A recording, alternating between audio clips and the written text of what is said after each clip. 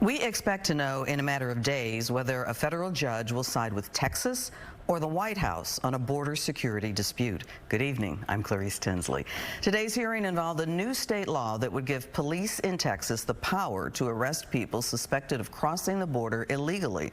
Fox 4's Sean Rabb reporting tonight. Sean. Clarice, it's an arrest that could come with 6 months in jail if you're convicted and a trip back to the border. Now, the federal government says the state law interferes with federal law and is unconstitutional. Governor Abbott and the attorneys for Texas disagree. Operation Lone Star and SB4 are illegal. Groups opposing Senate Bill 4 were on Facebook Live outside the federal courthouse in Austin, where inside, the Justice Department and Lawyers for Texas argued before federal judge David Ezra. The state law makes it a criminal offense, misdemeanor, with up to 6 months in jail to cross the border illegally into Texas. If a person is convicted, judges would have to order their return to Mexico, and local law enforcement would be responsible for transporting migrants to a border crossing.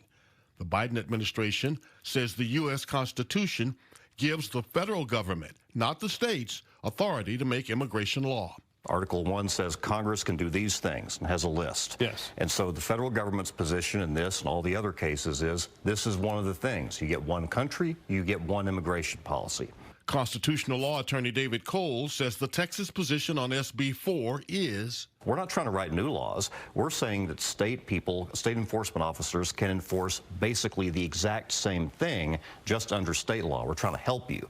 It's help the federal government doesn't want from Texas, and why the argument is before a federal judge in Austin, asking for an injunction to keep the law from going into effect. If SB4 becomes the active policy of the state, it will signal to dozens of other governors from other anti-immigrant states to do the same.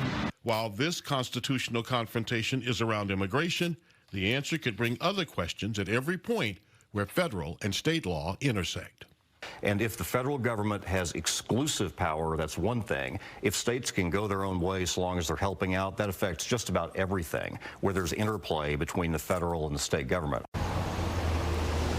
So federal judge David Ezra did not rule from the bench today, but expected soon, because unless he issues an injunction, then this new law becomes the law of the land in Texas March 5th. Clarice? Sean, thank you.